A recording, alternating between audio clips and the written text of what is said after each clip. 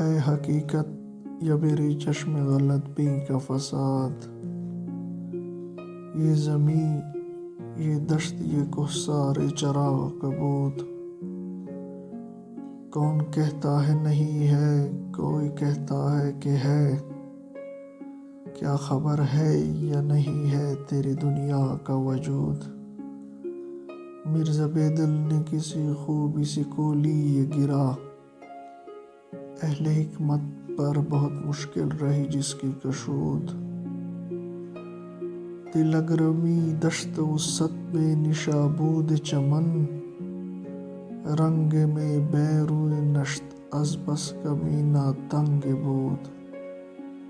اس نظم میں اقبال نے عظیم آباد کے جلیل القدر فارسی شاعر مرزا عبدالقادر بیدل کے مشہور شعر پر تضمین کی ہے۔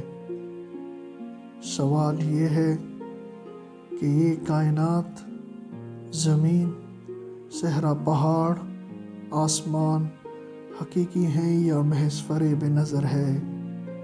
کوئی کہتا ہے کہ دنیا واقعی موجود ہے، کوئی کہتا ہے کہ نہیں، اس کی کوئی حقیقت نہیں ہے، محض موہوم ہے۔ لیکن مرزا بیدل نے اس مسئلے کو بڑی خوبی کے ساتھ سمجھایا ہے۔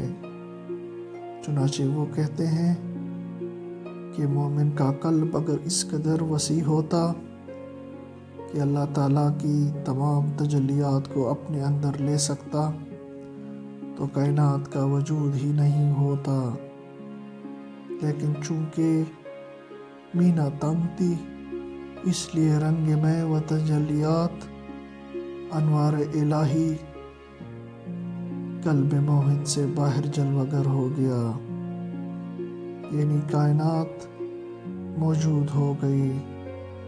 بالفاظ دیگر کائنات کا وجود حقیقی نہیں ہے بلکہ ظلی ہے، یا کائنات کی حقیقت وجود نہیں بلکہ عدم ہے، اور جو کچھ نظر آتا ہے یہ پر تو ہے اللہ تعالیٰ کی تجلیات کا۔ خلاصہ کلام یہ ہے کہ دنیا ذات کے اعتبار سے معدوم ہے، تجلیات کے اعتبار سے موجود ہے۔